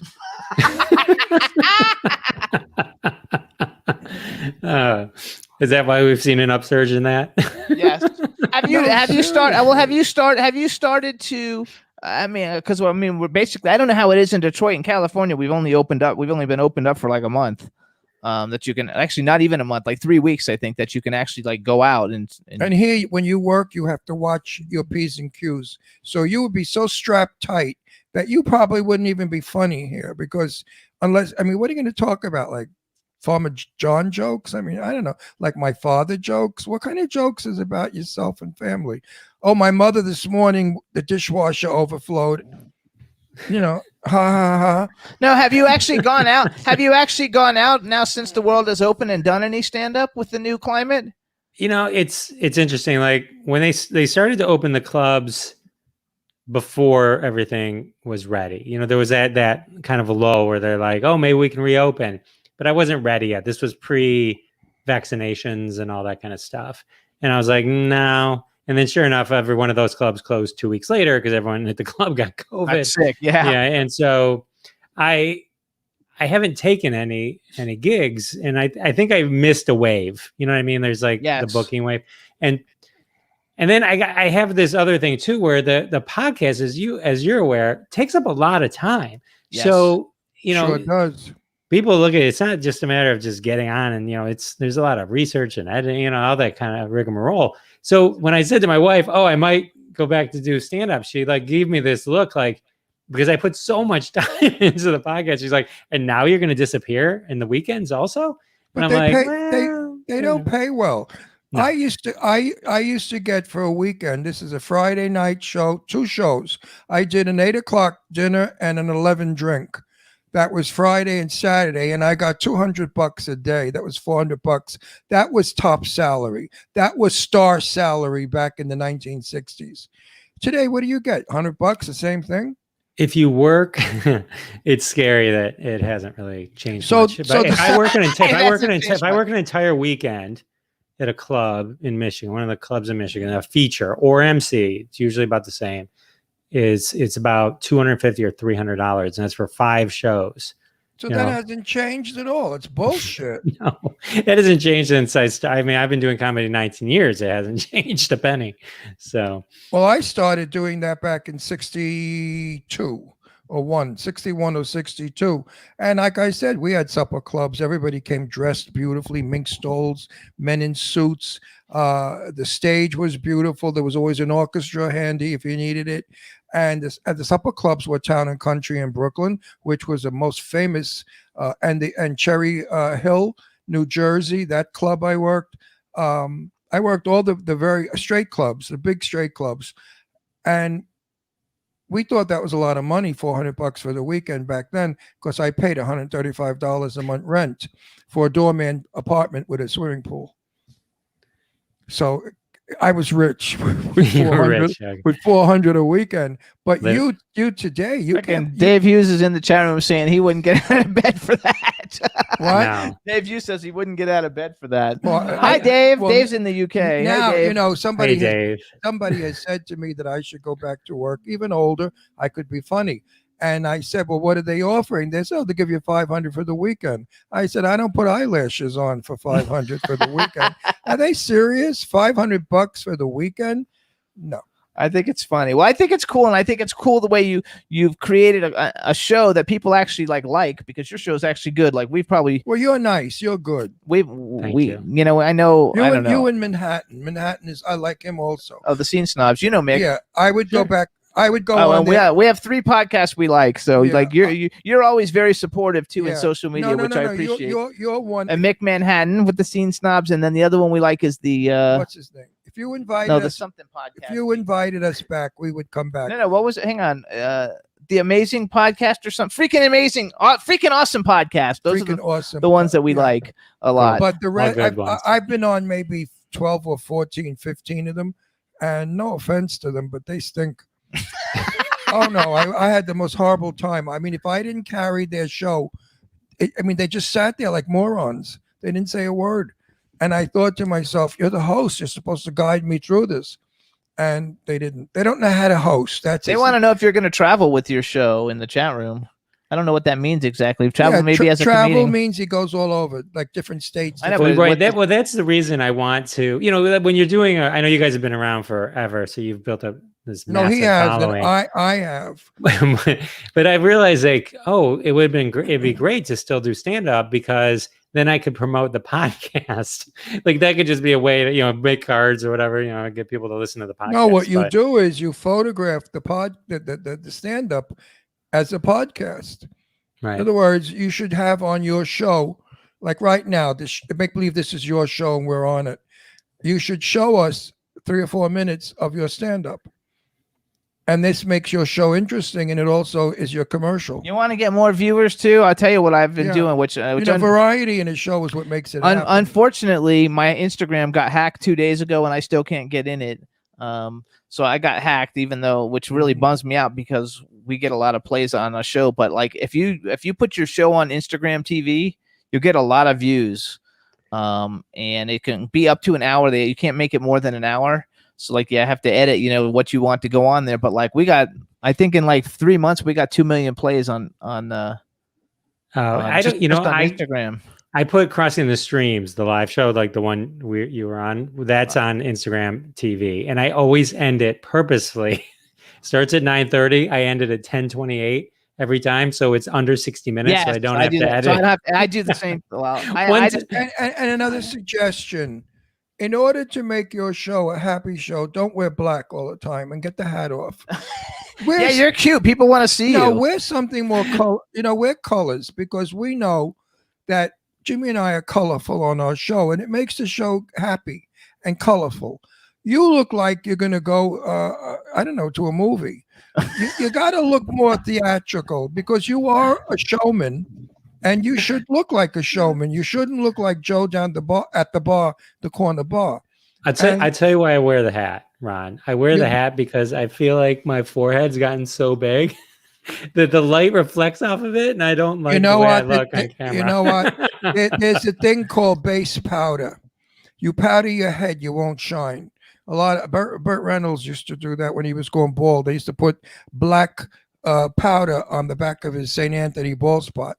But anyway, it's very important for you to look like something that your audience wants to be. A lot of people think, "Oh, I want to look like the gang." No, you're a star. You're not the gang. Your audience is the gang, and you have to have that position. And I told this to Jimmy all the time. We always dress nice in color, and people come. Plus, you're like really good looking. You are, and those fucking teeth. I mean, really now, So I would suggest. I'm not being critical. I'm just suggesting. No, I love the constructive criticism. I appreciate it. A lot. Give us a show more than just your mouth, okay? Give us something to look at, like my wristwatch thing. Everybody always wants it because we have 1 million wristwatches. So every week we make a point of my wristwatches. Be more of a variety. and less cut and dry. Because I like you and I know you could really have potential. Broaden yourself, broaden your show. Don't make it like the other ones. Don't keep it so tunnel vision narrow. Go big. Actually, doing the social media thing is smart in a show. Nobody I does think that. so, because I'd love to see you be like, well, not number one, because that's us, but I would love A to close see number two. I'd be happy. I would to love be. you to be number two. I'd love for you to be number two. I mean, I congratulate you. Say, oh, it's so wonderful. You're number two. If ever you became number one, They all love your teeth, though. Everybody in the chat room is I commenting wish on I your had teeth. his teeth. They're My fabulous. teeth don't show. I have little lips, and when I smile, you never see my teeth. I look like a turtle, and I hate that. So let's talk about your show a little bit. So first of all, I noticed, which I don't know, I've never had her on our show, but I would love to have her. Is Catherine Mary Stewart? Was she cool? Oh yeah. I can introduce you. Well, I want to say one thing about your Instagram real quick. So Okay. I saw you post that your Instagram had gotten hacked. And before you posted that on my Instagram, all of a sudden I got like 20 notifications. I look at it, Dr. Jimmy Star. So I'm thinking to myself, you got hacked. You either got hacked right after you liked up my timeline, or somebody hacked you and then went to my time. We know who it is. Oh, It was a commie in Russia. it's somebody in Russia. No, it was a It happened. It happened on Monday morning at 6 a.m. I got It hacked. was a communist in Russia who did it. We know. The communists are out. But to I didn't destroy go. us. I didn't go down your page and like all those things, so they must have done it somehow. Well, then, hey, the best thing that ever happened to me was you getting hacked. Hopefully, I'm going to get it back. I can't tell people what I'm doing to get it back, but I think I'm going to get it back today. I'm hoping. Well, I'll tell. We called the mafia, and they're sending an agent to Russia to shoot the son of a bitch that hacked him. Literally, though, like they sent me the ransom thing, and every day they keep saying, "How come you're not responding?" and all this stuff. They want him to pay them thousands of dollars, and they will open up his Instagram. That's against the law, and the extortion. And the feds have I been contacted the FBI. I contacted everybody. The feds have been notified, and a lot of luck we could do it because it's a communist in Russia. But anybody gets any weird messages asking for money or anything on it, it's not my Instagram at the moment. Hopefully I'm going to get it back, but don't fucking give them anything. Because you know how I got hacked? I got like a message from an Instagram account that had the Instagram logo, and I looked at it and it had over 1 million followers on it, and it said your account looks like a good candidate to be verified. So I thought it was like a real thing because they had 1 million followers. how could you fall for that? And so I clicked on the thing and just filled out the information, and somehow by me just filling out the information, they were like able to hack into it. So don't ever answer any of those messages. And now I'm not answering any messages from anybody I don't know. What do you tell me all the time? All the time you say to me, do not, give any Click on those information out things. or click on anything. I know, but it looked like it was And- from and Instagram. Pinky goes and clicks. So I mentioned on my podcast, I do a social media tip, and it's just like a 2-minute thing. Cause the way I do tips I make you aware. It's more awareness, and then you can go Google it. Right. Okay. So one of the tips I had recently, which is good for everyone in light of what happened to you, is that everyone should go set up their 2-factor authentication on all their platforms, Twitter, Instagram, everything. That way, anytime you log in or move from account to account, it's going to text you a code. And if you don't have the phone that belongs to that account, no one can break into your thing. So it's a real easy way to secure any one of your social I have it media. on. I wait, have it on Twitter, wait. but I thought I had it on Instagram, but I guess I don't because I didn't get. Usually, I get an email saying somebody logged into your account, but I didn't get the email. All you people out there, do you They understand understand. what Of they're course, they talking? do. Well, I know. Could we go back to simple English? Now Sure. listen to me. We were I don't do Twitter or that shit, so I never get hacked. I do Facebook, and when they read my page, they get so bored they wouldn't even bother hacking me. I have a very active Instagram though. My Instagram, if you change the name on it, would make somebody could probably make somebody money because like I get paid to post stuff. Well, get your Instagram. I'd like to know the commie that did it. Anyway, we have to watch. The commies are trying to destroy our country so in that's every way they can. I'm serious. There's a big commie uprising right now where they want to ruin America, and they want to do it through the media. They want to do it through movies, and they want to do it through television. And that's how their game. Little by little, you're going to start to see socialistic, communistic movies where they push it little by little. They tried pulling that shit in the 1950s, the commies. and then of course everybody went against them, and we kicked them out of the business.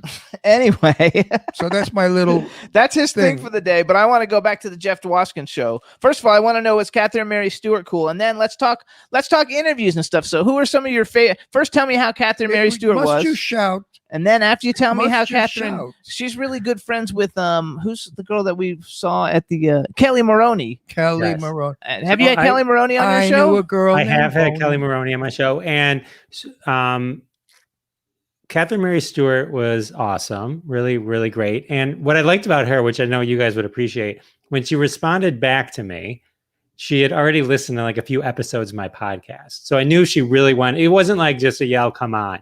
Like she was like, "Oh, you talked to Ted Neely? He's that's my favorite movie, Jesus Christ Superstar." Blah blah blah. Yeah, and she was awesome. And it's fun to talk to, for me, people who are in movies that I really love. She will never, never, never come on our show, because if she's going to watch 2 or 3 episodes, she's going to pull the Depends same. on which one she Wait, pulls. she's going to pull the same shit Raquel Welch did. Raquel Welch watched a few of our shows. You know what she sent, Jimmy? I will never, never, never be on your show. Right. So, like some of the comments coming in, so Catherine Mary Stewart and Kelly Maroney were sisters in Night I of the love- Comet. Yeah, Night of the I Comet. love we love Kelly. Kelly. We were at Kelly a premiere with her the Maroney other is night. Boney Maroney. She's my dearest friend. I love her. Kelly is although I- very supportive. I was She's just the on the sweetest. night. I got to tell you though, I'm really huge with Catherine Mary Stewart. I love Night of the Comet, but Last Starfighter was one of my favorite movies from the 80s growing up. Yeah, it's a And good so, movie. so love talking to her, but I love Night of the Comet also. Those two fandoms, The Last Starfighter and Night They're of the Comet, huge. because you know Huge. I like posting I've talked to a bunch of people from Jaws and stuff. I'll post in the Jaws Facebooks and stuff. You get 2 likes. The Last Comet, Night of the Comet, and The Last Starfighter, I posted in both of them yesterday, and like tons of response, tons, like I more than actually- really great fans. What's the guy from Last of the Starfighter? What's the main guy? Who is that? Lance. Yeah, Lance. Like I dressed him one time back when I was a clothing designer. Lance Guest, I think his Lance, name is. yes. Yes, I dressed him one time. How many have you So- undressed? I didn't undress him. He's too young. So who are some of your favorite? I saw that you had Steve Bluestein on your show the other day. He lives down the street from us, Oh, not too Steve far. is my friend. Steve the Depression, I call him. He's one of these Jews that lives in the world of depression. You know, he's always what's the word in Yiddish? I'm trying to think of it now. He's always whatever. Verklempt? Not that. He's always, there's a better word than that in Yiddish. I know. He comes to our house when the world was open. He used to come to our house I all the always time say for parties. to him, "So Steve, what miserable thing has happened to you now?" And he lights up. He said, "Well, you know, I went and cancer, and then my balls fell off, and my nose is bleeding." You know, he loves to whine and do that. he has a new book out, Point of Pines, where he talks about his childhood and all that kind of Right, stuff. which yeah. is a disaster. It's a train wreck. I mean, I read 2 of his books, and I had to put them down. I got so depressed, I wanted to take pills. No, really. I mean, They're funny though. and I love him. He's a funny guy. He's a funny guy. Yeah. He's one of my dearest friends. So who are some of the the other people though that you've had on the show that you thought, oh my god, these were really good interviews? I know we had some of the Jaws guys on. You must have. Did you used to have a certain person with the initials SJ booking people for your show? I won't acknowledge anything like that. Okay, but that means yes. Okay, so because we've had some of those people too, and they were great guests. We had some great guests. The guy who wrote the Jaws screenplay or whatever, we got a great response with him. I Carl forgot his name. Gottlieb. Yeah, Carl Gottlieb. We had a great show with him. It Yeah, was a lot of he's a fun. classic though. He wrote Jaws. I actually have his book autographed. I love getting 8x10s signed after I talk to people. I do I have too. a whole wall. You can't see it from where. Oh, I'm I have sitting, but- books of them. Put them in there. So I'm yes. only sorry 50 years ago I didn't ask my star friends for autographed pictures, because you didn't do that back then. It made you look less than them, or a fan, not a friend. So, I mean, like Betty Davis, I do have a picture up here of Betty Davis, and she did sign it, but I phonied it because I said, sign it to my family. And she wrote Ron Russell and family, blah, blah, blah, blah, blah. But yeah, back then you didn't say like Burt Reynolds. I don't even have a picture of Burt, and I knew Burt well. Why didn't we do that? I don't know. You didn't have like. First of all, you couldn't do selfie. Like No, selfies, we didn't have a I phone. actually preferred getting pictures with the people than the autograph pictures, even though I have a ton of both. No, but how come your father knew Burt Reynolds? Yeah. He never got a picture. I got an autograph picture of Burt Reynolds when I was little. I don't know what happened to Oh, it. you did? Yeah. Oh, So hey, go back. So who are some of the people? So you had Steve. Who are some of the bigger people that you've had, or just the people that you thought were great guests? I think one of the more fascinating, if you love movie history, I think my episode with Joe Alves, my conversation with Joe Alves was fascinating. He was a production designer. He designed the shark for Jaws and all the visual elements for Close Encounters of the Third Kind. And the interview was sort of like this oral history of the making of Jaws and Close Encounters. I found that one extremely fascinating. I think one of my big wins, which I was surprised I was able to even get, was Al Jean he's the executive producer, showrunner of The Simpsons for the last 22 years. But the way I think Al G. Al Jean, We had the lady who does all like half the voices on The Simpsons. I forgot her name. Oh, okay. Yeah. Well, Al Jean and I happen to be born, we grew up in the same exact city, Farmington Hills, Michigan. And I used to go to his father's hardware store. So I kind of pitched that as a connection. Oh, way to get in. Yeah. So, but he was really cool though. I mean, he was a really great guy. I mean, Ted Lange from the Love Boat, Isaac from the Love Boat. That was a funny one. Yeah, fun one, you know. Ed Asner was pretty cool. Chris Walken came from my neighborhood, and I used to get my birthday cakes from his aunt's bakery. It was called Walken's Bakery. And I knew Chris. I met him on the BMT subway at night, 3 a.m, when we were coming back from New York. And he was weird. Even when he was 21 and 22 years old, he was a strange bird. He's still weird. Yeah, I can imagine. But really very nice. I mean, he's a very timid, soft man, but weird. So wait, I like. So Chris let's a do lot. bucket list then. So because like everybody's got a bucket list. Like, so who are 3 people that you think, oh my God, these are the people I really want to like interview? For me, like I want Charlize Theron, Molly Ringwald, and I don't know who the other one would be, but I want Sophia Loren. I would love to talk to Steve Martin, Steven Spielberg, and then Lawrence Kasdan. And here, Lawrence Kasdan was the director of like The Big Chill. He wrote, I think, Yes. Do you know who Sophia Loren is? Yes. Oh, good. Thank God. One. So my disappointment was that Lawrence Kasdan, who's from Michigan, and The Big Chill, which takes place, it's U of M fans and all that kind of stuff.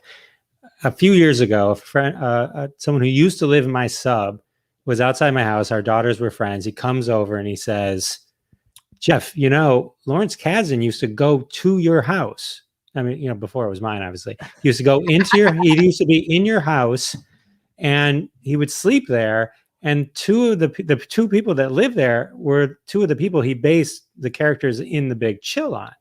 And I was like, really? And he's like, yeah. So when I reached out to Lawrence Kasdan, his people, and I asked, you know, I kind of threw that in there in the letter. They said he was busy and they kind of blew it off. But I'm like dying. He's on my bucket list. So I'm dying to find out if that's true. You know what though?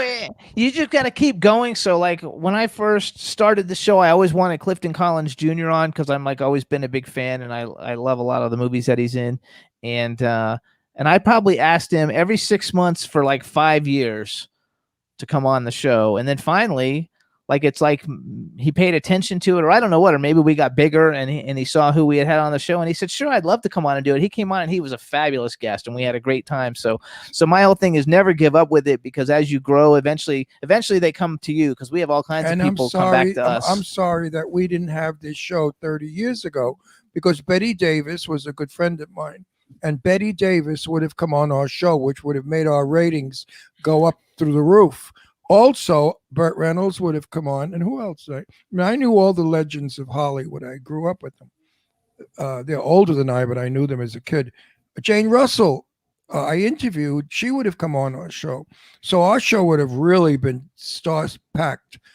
I don't know any of the young ones. I don't know Charlize. He doesn't know. He doesn't know. Oh, you know who they are. I know who they are. I don't know them personally. because I'm too old. I could see when I was young, I hung out with them because they were my contemporaries. But now I'm 81 years old. What am I going to hang out with Charlize? She's like 12 years old. You know what I mean? They know. I love I'm like Charlize their Theron. grandfather. So even the kids that I work with in the movies I'm in, they love me. They treat me like Grandpa Moses. But anyway, I think that's funny though. What about musical guests? If you were going to have any musical person to come on, who would you like? It's fine. I've only had one on. His name is Mark Farner. He was one of the original lead singer, writer with Grand Funk Railroad. Word on Oh, there you go. Yes. And that was fun because he was actually on someone else's show, and they're like, because my show is live from Detroit, they're like, "Hey, do you want have you talked to this guy?" I'm like, "No." And so I'm like, "All right, cool." So that was nice. So he was cool. But I haven't had many musicians on, or I don't even have any like in the pipeline. I mean, it's not that I wouldn't. Billy Joel though. Billy Joel would be the one I'd want to talk to, or Elton John. I love Elton Billy John. Joel, from Long Island, and everybody that knew him on Long Island said he was a regular guy. So I don't think he's a superstar in his head. You probably could call him, and I think he would come on. Billy Joel is supposed to be very down to earth. As a clothing designer, I dressed Elton John once. It was like the highlight of my whole life, practically, because he's my favorite singer. Elton's the best. But Elton and Billy Joel are probably the ones I've seen the most in concert. Yeah. Well, as a nobody, I dusted off the shoulder of Rock Hudson's when we were working. So there you go. Oh, they want to know also, because we got 4 minutes left in the chat room. They want to know, since you do a show where you talk about favorite TV shows, what are some of your favorite TV shows? Oh, great question. So right now, I think the show that you have to make sure you've seen is Ted Lasso. That's, I think, one of the best shows. And where is it on? Where is it on? That is on Apple TV. Okay. Since if you're going to then invest in Apple TV, watch The Morning Show, the first season of The Morning Show. On Netflix, I really like Atypical, and we just started watching the 4th season, just got released. So that's really good as well. Never Have I Ever, which is Mindy Kaling's show, is a great one that you probably it's about younger kids, like they're in like middle school, and originally wasn't going to watch it, and friends of ours said, "Oh, you got to watch it." And it was really, really, really good, very deep, very emotional, and those are some, like, maybe except for Ted Lasso, which is, I think, huge in culture. Did you ever watch Sex Life? No, did you watch Sex Life yet? Meanwhile, series 3, the guy is in the shower naked. Episode 3. He's got a wang down to his knee. Now, the controversy is, we read it's a prosthetic, and some people said, no, it's not. It's really him. Anyway. We only watched the first 3 episodes. I've never seen anything in my life. All it is like people having sex fucking 24 hours a day. Let me talk about his wang. His wang is so big, I've never seen one like it in my life, and I've seen a lot of It was wangs. bigger than Mark Wahlberg huge. in So Boogie Nights. It has to be a prosthetic. Now watch, thousands of people that watch our show, they're going to watch Sex Life. It's episode 3. And in the chat room, they're saying they watch Atypical too. A lot of people. I mean, a great show. I love it. What? I have to watch Cruella. You guys loved it. Fantasy. Total sheer. You know what fantasy. show we liked a lot too, but we're older though. I forgot the name of it. It's on HBO. Michael Douglas's show is the Kaminsky Method is amazing. The Kaminsky Method is amazing. But then on HBO Max they have the one with the lady who's the comedian in Hacks in Las Vegas. Hacks. I loved Hacks. Hacks was great with Jean Smart. I'd like to get Jean Smart on our show. She's wonderful. I love Jean Smart. She was great in Watchmen on HBO. Yeah, she's great. Yes. I've seen her for years. I've seen her when she was young. Ron thought she should be replacing Kim Cattrall for the Sex and the City movie because she looks just like Kim Cattrall. Kim Cattrall now is like 60 and she looks like Jean, and they could easily replace it and people would almost not know the difference. But I don't know that she would want to do it because she's too important of an actress to step into somebody. We only have 1 minute. Jeff, tell everybody where they find all your shit. Go to jeffisfunny.com. You can find everything there. There's a link. You can listen to all my podcast episodes there. There's links to all the podcast apps. There's links to the live show, Crossing the Streams there. You can watch it and then jump to YouTube. It's all there. jeffisfunny.com.